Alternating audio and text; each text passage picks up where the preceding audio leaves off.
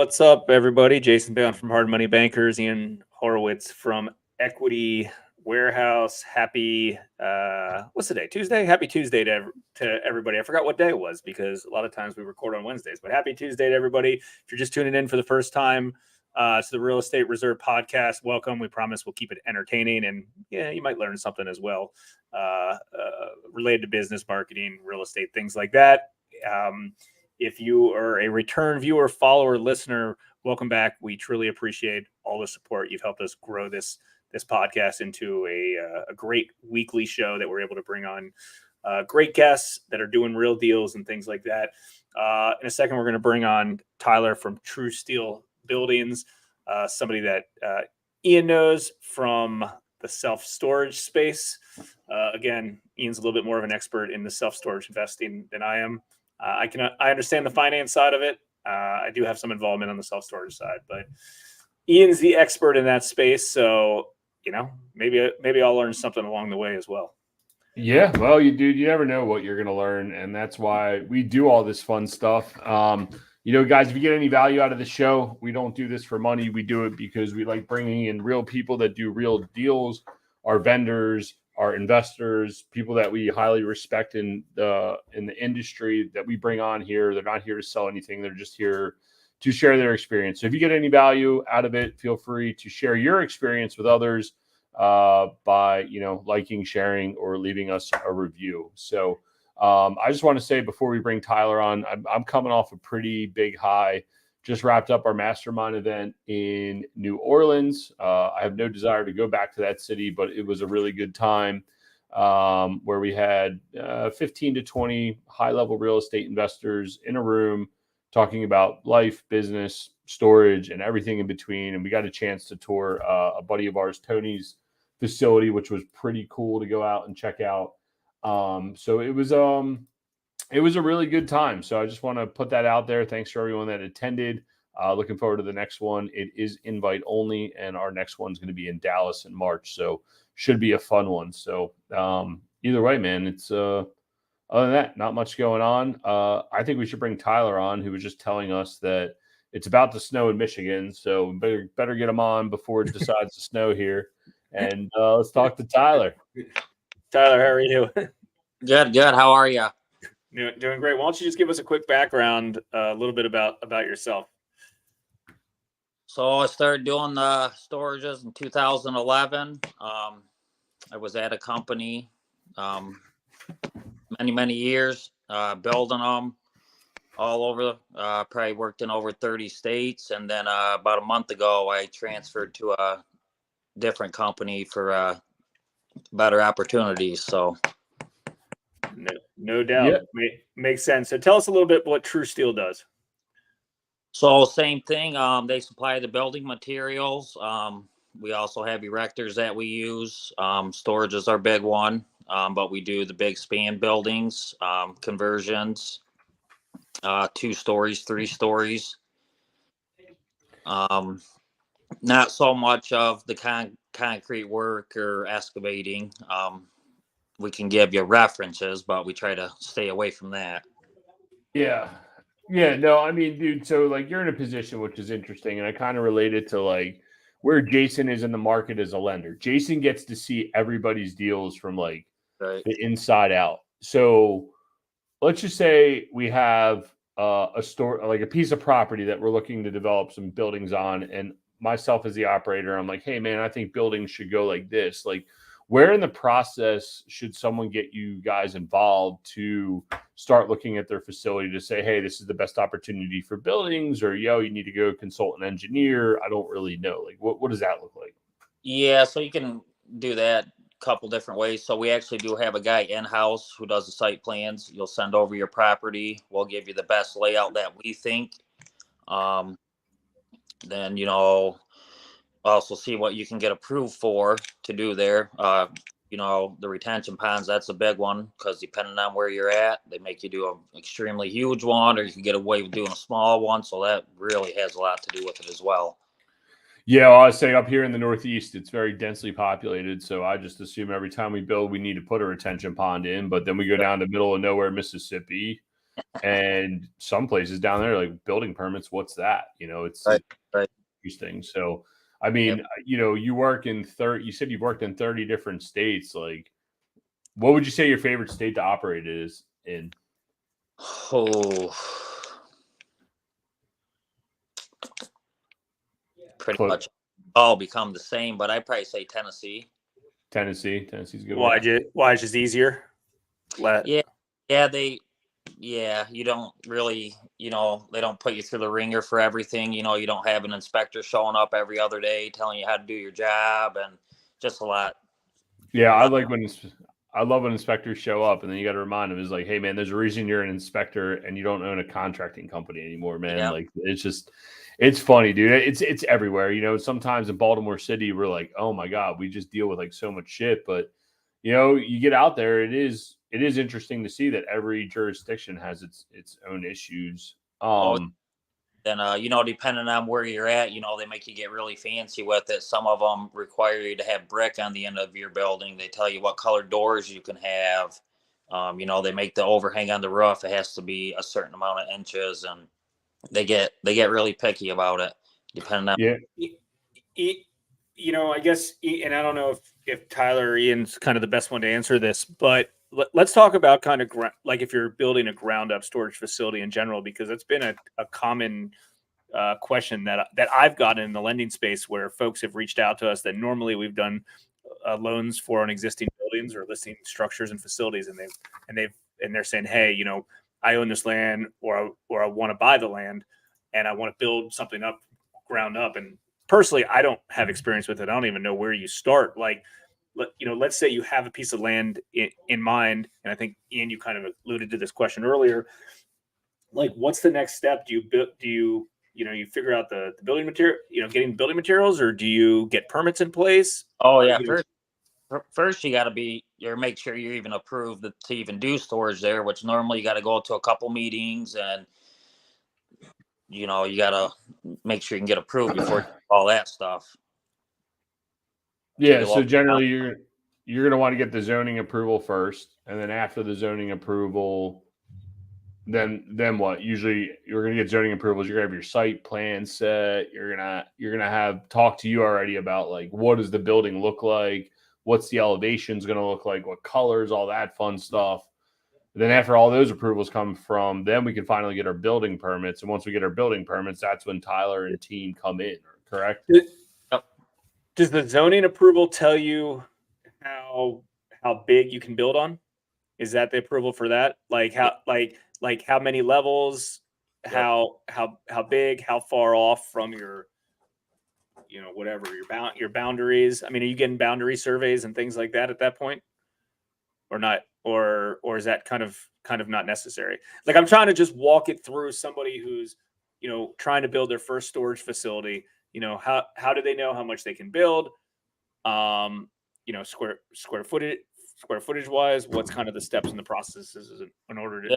You do all that zoning, they will tell you what your maximum square feet you're allowed to build. Yeah, you got lot coverage. I mean, Jason being down in Maryland with the Bay, impervious coverage becomes an issue. All those fun things. Actually, I got a funny story out in Hattiesburg, Mississippi, of all places. Everywhere in Mississippi, you're basically like, you could do whatever you want. And then the one town we're in, they're like, no, we got zoning compliance. We want you to pave the lot. I'm like, every other jurisdiction in America is so worried about like lot coverage. And here you are wanting me to pave the whole site. Like, this is insane. So it's just funny how like it just kind of goes around and around and around all across the country, so. But they're wanting you to spend more money than necessary. Yeah, well, the problem is like when you pave at a facility, it's non-producing. Like, you're not producing any income with that pavement.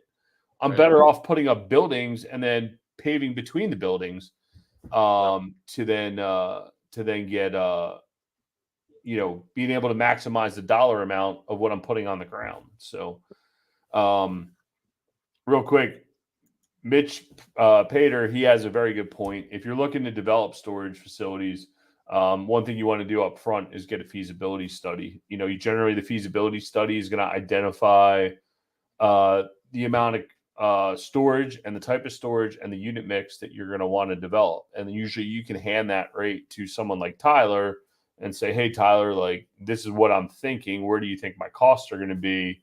Cool. I'm all right with that cost. Then you can go back to your zoning and planning committee with elevations and all your building plans and go from there. So that's a very good point that you might want to go out and get a feasibility study first, which, you know what, I might have to reach out to someone who I know and have her come on and talk about that, because they are very, very important and can dictate what your storage facility looks like. So, yeah, actually, one question I was going to ask you, you were talking about different types of buildings and all the different stuff. Like, what have you seen in the way of wind? Have you seen like building types change, like requirements to the buildings? Because I know insurance has been insanely high trying to get stuff in high wind areas. Have you seen much change in the building envelope that they're requiring? All just depends on location and, snow load, what the wind is there. So that all just depends on the location. Every state, town, city, it's all different. So you can have a facility 3 hours apart and, they're going to be different. Yeah. And I think that's one big thing that people should watch out for. There's something to be said about developing in the South versus developing in the North where it snows, right? Like you got snow load calculations for your roof. You got insulation, different requirements. You might have different footer requirements for the concrete that you're putting down, right? Some of the places I just watch people put concrete down. I'm like, man, that must be nice. You didn't even have to dig anything. Right. So, does your company handle the concrete from the get-go, or what is? Nope, we don't do anything with the concrete. We typically just tell people to go with someone local, and we get them foundation plans, whatever they need to help them out. But yeah, we don't have nothing to do with the concrete or the excavating. Yeah. No, that makes sense. So you guys literally just drop the buildings and erect them. There's still going to be cost outside of that you need to account for. What has the steel market done? And I know this is kind of like, I know I'm just rapid firing. I'm going through every question I've had that I've wanted to ask a building supplier for the longest time. What does that look like? What is steel futures were insanely high. Now they're back down. Like what is that doing to the cost of our buildings? Yeah.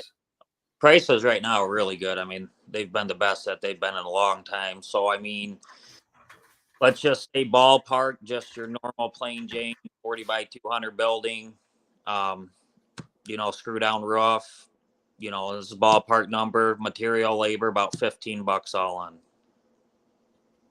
in. $15 all in? Yeah, and that's non-climate, that's just, just basic 40 by 200. No shit. Screw down roof, galvanized framing. We don't really try to mess with any of the red iron just because it rusts and it's just not a good look. So yeah, that all makes sense. What I know you said screw down roof. What do you see people more going standing seam? Like, is that the way to go nowadays? Like, what in the way of roof? So, I mean, if you plan on owning the facility and, not just building it to flip it, standing seam obviously is the way to go. It's just a way better roof, but you get a lot of people, they just want to build a massive site and try to flip it. So they go with screw down just because it's cheaper. But I mean, if it's installed correctly and, people actually run their mastic and do the dog ears, then you shouldn't have any issue with it leaking. So, yeah, well, it's all, we all pray that it doesn't leak. Wasn't there a screw shortage? I think there was a screw shortage during COVID at one point where people couldn't get screws for roofs. And then I was like, man, I should just buy a CNC machine and crank them out. That'd be amazing. But it's just funny, you never know what you're going to run out of. Do you guys make your own doors or do you buy them from a third-party supplier? Yeah, so we use Janus or TrackRite, whatever the customer prefers. So we use Janus or TrackRite. Those are the ones that we go with. Nice. What? Wait, just because I'm curious. So you're not just supplying the materials; you're doing the labor on these on these as well. So someone would retain your company, TruSteel, to do everything, or maybe not everything, but like hey, I want to build this thing. In the residential space, typically they'll get general contractor or home builder or something like that. Is that equivalent? Yeah, so I mean, so say you guys buy the building from us, we'll give you labor price as well, and then we got guys that we subcontract work to that have been erecting this 15 plus years, and they'll be there the day your job unloads. They'll get it unloaded and working that day as long as no concrete's ready. Which that's been a big thing with us lately is we got buildings coming in and people aren't, they don't even have concrete ready. So Yeah. So that $15 is getting you the building package. It's not that, and that's including putting it up in the air, or no? yeah, yeah, and erecting, just ballpark, but that's Yeah, no. I'm sure everyone's gonna watch this video and be like, "Well, I want it for $14.99 because you said right. 15, right? Wait, that's 15 what a foot? $15 a square foot." But Sounds dude, reasonable. that's no electric. But I Dude, don't know. it's Right, that's cheap, but Yeah. building material, labor for non-climate. If you climate control right now, which it all just depends how fancy you're getting with it, but your basic climate control building, probably 16 to 22, right in that. So let's say a one-story garage with mini storage. I don't even know what you call that. With just a regular garage. One floor. It's everything. So it's 15 a foot. Everything. Let's say the pad's already what's concrete down. Is that these things just sit on the top of concrete? Now I think. So let's say all the concrete's down. It's everything except minimal utilities, which is electric. I guess just electric if it's not climate control, right? And then everything except that in garages. Yeah, That's no, what I it mean, includes. yeah, it includes your roofs, your doors. That includes us coming in, building it. oh, I'm trying to.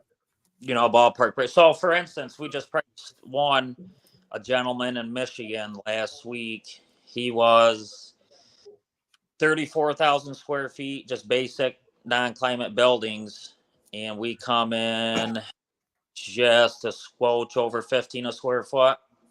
You're Material. talking about this type of building right here, just standard Yep, drive up. 9x7 doors. Yep. And then this would be a climate type building. This one we just happen to have some non-climate on the outside, interior hallway here. A building like this, you're saying a single story building without the HVAC, electric, just the building and insulated. You could probably drop that for about $20 a foot ish. Yeah, ballpark is yes. All depending on location and everything else that goes in with it. Interesting. I don't know, good. man. My thesis as of recent's been do a little more development. So it's keep that picture back up there. And if you're just tuning in and you're listening to this on audio only, you won't be able to see it. But if you're on audio only through iTunes or something like that, go to realestatereservepodcast.com and you'll be able to check this out. If you're watching this on video, Ian's going through one of his Squarespace storage facilities just to use as a representation on kind of what we're talking about. go ahead. Can you do high bay like RV stuff like this? Oh yeah, we can do 12 by 14, whatever you want. Yeah, I mean we have a site that's got all high bay stuff, and those are a lot popular. I've realized past couple of years is boat and RV. Yeah, I'd say this is one of our better performing sites. It's all high bay stuff. It's got some interior climate on it. But contractors, RV, it's got multiple uses. Right. And it does pretty well. The only thing that when this guy developed this, I didn't like, these are all chain operated doors. So they got a door here to go in and chain operate them, which is not those those chains always get caught up on those brackets, and it's it's such a pain. And I always tell everybody once you get to a certain height, 14 foot tall, I mean, they can do the roll up doors those tall, but they're not designed to be that tall. You're better off going with the garage door. I mean, it costs a little bit more in the end, but they operate so much better. Yeah, no, that definitely makes sense. What speaking of mistakes, like what's the number one mistake you see besides my messy office behind me? Like what's the number one mistake that you see developers do when they're trying to build these type of buildings, or what do you think it is? The concrete guys don't know how to pour the concrete pads, which that happens, and we always make that work. What, they're not square? The pads? No, not necessarily that. It's always the lip on the outside that throws everybody off for the doors. But I mean, if you got a concrete guy who has poured, these pads a lot, then obviously he knows what's going on. But I would say concrete is the biggest.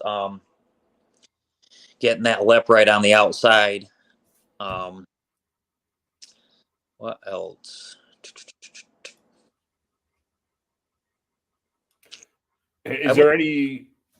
I mean, obviously you're the best. Yeah, I'm sure you say, "Oh, I got the best metal company out there." But then my question would be like, is there any hiccups in like the packages, like when we're looking at, hey Tyler, we want this type of building, and then like someone's like, oh, I always want this, and you're like, nah, man, that's just like an operational nightmare. Is there like any pitfalls we should watch out, from the building side of things, like when we're ordering buildings from you? Yeah, that's a good question. Hmm.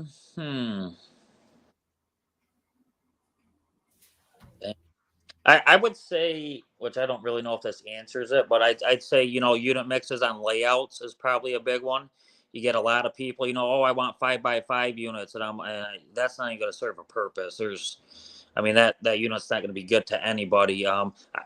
So I would say the layout, like I always try to tell everybody, depending on where you're at, 10x10s, 10x15s, and 10x20s are the three best. You get 10x25s as well, 10x30s.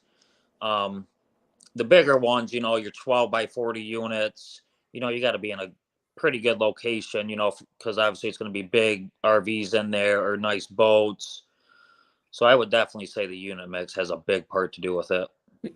Ian, how do you do? And if Tyler knows the answer, he can obviously chime in too. How do you determine what, like in your facilities, Ian, like what unit mix is best for a particular site? I pray to God that the guy that built it before us built the right thing. No, I mean, when you see like a lot of 5x5 units, I just automatically red flag high turnover, high auction rate. Yes, higher price per square foot, but higher drama 9 times out of 10. So I prefer, if I see a lot of 5x5 units on site, hey, let's remove a wall. Let's turn this into a 5x10 or a 10x10. Like, what can we do if we need to take some 5x5s offline? We have a site where the guy went and took it's a 40-foot wide building, and he just blew out doors and put hallways down, and they're all 5x8s or 8x8s and 5x5 units in these hallways. And I'm like, well, they're not leasing, they're high drama. Let's take them offline. We were getting broken into all the time on these units because the way the hallways were set up. So we took them offline, and as we're gaining occupancy, we're gutting them out. We're putting the door back in, and we're doing 10x20 or 10x40 units, depending what they are. We have options there. So I would say from the unit mix standpoint, I agree with Tyler to get away from them, unless you're doing a climate controlled building, 5x5 units. Someone's willing to pay an insanely high amount, price per square foot, to store family heirlooms. It's a little different story in the climate controlled buildings than it is in the non-climate. Other than that, like oddball sizes, you just got to question yourself, what's going to be stored here? What kind of drama am I going to have in this building if we store stuff here? So I'd say 5x5 is, I agree, a major pitfall in my opinion. So, and what else is, I would ask you about this. Do you get anyone that in the climate buildings that do those like little 3x5 units, try stuffing every little corner that they can? Yeah, and they do them like you said, and they get more for them, but it's good for, I guess, someone at a doctor's office or whatever to store files and stack boxes, and and at work, because they may only have 8 units like that, but then you get the ones that want to go crazy and get 30 or 40 of them, and it just never ends up working. You got to go back, start tearing walls down to start making a bigger unit for them. Jason, where do you store all your files for your lending company? It's in a storage facility up the street. In a climate control storage facility. That's right. It's I'm trying to think how big it's at least 10x10, and darn, prices have doubled since we started. Well, you're renting from Extra Space, right? I mean, they're going to just continue to drive rates on you until you move out the door. That's the brand. I haven't been over there in years. Yeah, well, Ching, it's good to know. ching. My files are safe and secure. Yeah, man. I mean, it's a simple business, right? And I think people take that for granted. In exchange, it's easy business. But I mean, there's a lot. And Tyler, you're very humble. Like, you're just like, oh, yeah, it's not a big deal. Just fucking toss up a building. You know what I mean? Like, there is a lot of planning that goes into tossing up a building. So, and I don't think people are, I hope everyone's picking up what he's putting down, and he's being very nonchalant about it. So I appreciate that. But there's a lot of shit that goes into building this. What, you know, like, I mean, zoning and planning could take several months or a year or 2 years, right? So how long does it take to get a building from, you know, so like we've waited a year or 2 years and we're like, all right, we're itching to get our shit done. How long does it take to get a building from you guys delivered and up?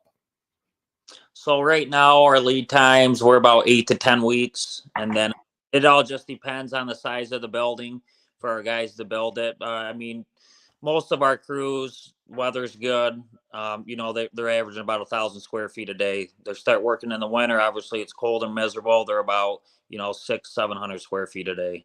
Yeah, and you guys are rolling the steel in your own plant, right? Is that what you No, guys call it? no, we use a couple different other manufacturing companies that we buy metal from. Okay, so they're rolling it out, and then you're getting it shipped, and you guys are making sure it goes in. Got it. So Yep. yeah, that makes sense. Man, there was something else I was just going to ask you. Sorry, I get so excited. All these questions start popping in my head. Damn it. Did you want to ask him a question related to building you a aircraft hangar?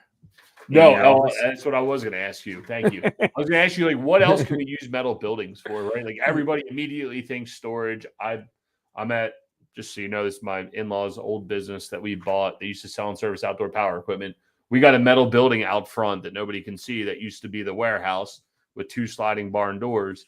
Like, what else can you use metal buildings for? Like, where else are people applying your metal building skills to, and how else can we use them? Yeah, so actually right now we're actually pricing a couple of those airplane hangars. Those are starting to become very popular too, which is crazy, but a lot of people like them. Just simple as it is, just a roof, and people can pull under there and park. Yep, T hangers. What about like clear span? Like, you guys do clear span buildings, I'm assuming too? Yep. What's the largest clear span building we could do? I think I would have to check on that, but I know a good size for a good amount of money, about 80 wide by 100. Those are coming in at really good numbers right now. 80 by 100. What was that? Yep. 8,000 square feet. I mean, that's pretty big clear span. So that that means just straight out and wide with nothing in between. No poles in the middle.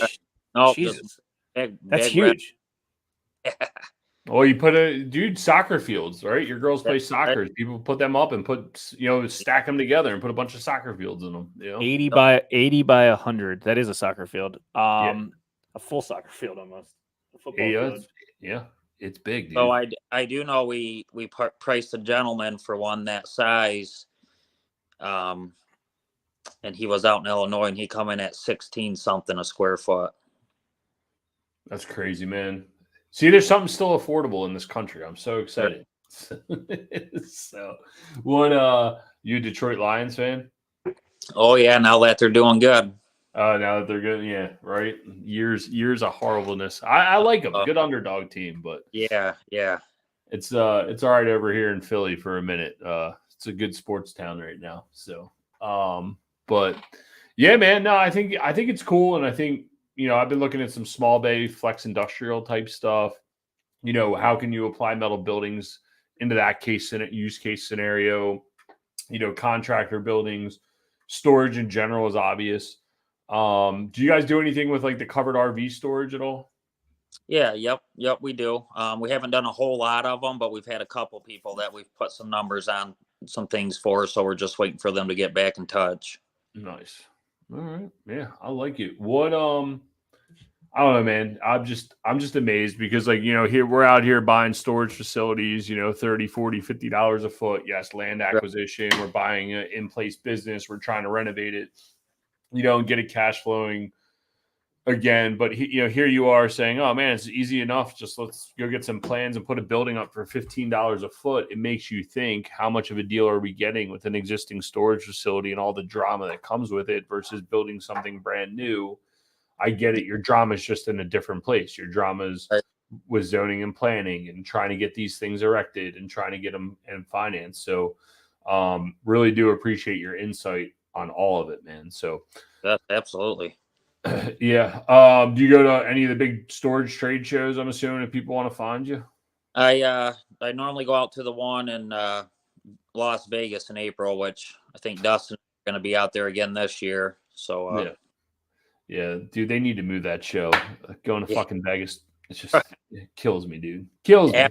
After 3 days, I got to get the hell out of there. Yeah, I'm usually good for one good night, and it's like gotta go. So and then we got to trek all the way back to the East Coast, which is a bitch. But yeah, I'm gonna throw this one out there. We ask all of our guests this, and since you were bold enough to come on here, I'll ask you also. What is one book or podcast that you listen to right now that you think everybody should listen, check out, YouTube, anything like where someone could learn something or something that you enjoy? Man, I don't even know if I should say it, but he's kind of an interesting fella. So I more just watch it to see what he rattles on about. But his name's Justin Waller. He owns Red Iron Construction or something like that. Yeah, he's the one like the blue collar challenge, go buy guys beers and shit. Yeah. Yeah. I mean, I don't know how I feel about the guy. I don't know. He's always doing something crazy. So I just get on there and watch him rattle on about all his shit. Yeah, man, you never know. You pick up a nugget here and there. So. Yeah. All right, man. Well, we appreciate your time. Where's the best place someone wants to reach out and have them, have you look at one of their sites, or they want to get a quote from you for building? Where's the best place to find you? Well, besides Facebook, probably my email, Tyler@TruSteelBuildings.com. Okay, we'll get that in the show notes for everyone so they can track you down. Cool. Yeah, I'm good on my end. I think you gave me a good amount of information, as well as I'm sure everybody listening was kind of very intrigued. I mean, a lot of folks, you don't know what happens kind of behind the scenes, right, especially if you've never built new, ground up storage facilities or a ground out building in the past. It's just like, hey, I'm buying this existing facility and everything's just here ready to go. And I think there's a lot more that goes behind the scenes, and it's just like, building a custom house compared to kind of a prefab house of, listen, we can do the high end thing. We can do the low end way. We can do somewhere in the middle. Like, what's going to make the most sense? Based on the situation, but it's also good to know that steel prices have come down a little bit. So as the market shift and maybe somebody's paying a little bit more for the land than they want, they can make it up kind of on the back end with the steel prices. And maybe it's cheaper to build a new facility than it is to build an existing facility. So it's all things to take into consideration. Yes, absolutely. And sometimes, new build projects, sometimes they go smoothly, and sometimes, people get put through the ringer and they make them go through, every hoop, and before they can get approved to build, this big massive site, which, Mitchell Pater, he knows what I'm talking about on that. So he knows how that process works. Yeah, I watched him. He posts some good content. I'll have to track him down. Tell him he needs to come on the podcast. Yeah, he's still listening, Mitchell, because I've been trying to track you down. I want to hear about some of your ground up development stuff you've been doing. I invited him to the mastermind, but he turned us down. So it's all good. We'll track him down. When he builds too, he goes all out. He don't just build the little ones. So I like it. All right. Well, we'll get him. We'll get his ass on here for us, and I'd love to hear about it and case study one of his properties. So appreciate you, Tyler. We'll get all your contact info in the show notes. Okay, perfect. Appreciate you guys. Yeah, all right, take care. Thanks. Thank you. Thanks. Thanks for tuning in to the Real Estate Reserve podcast. Do us a favor and like, comment, and share our broadcast. It helps the algorithm and helps us spread the word too. Till next time, thank you for tuning in.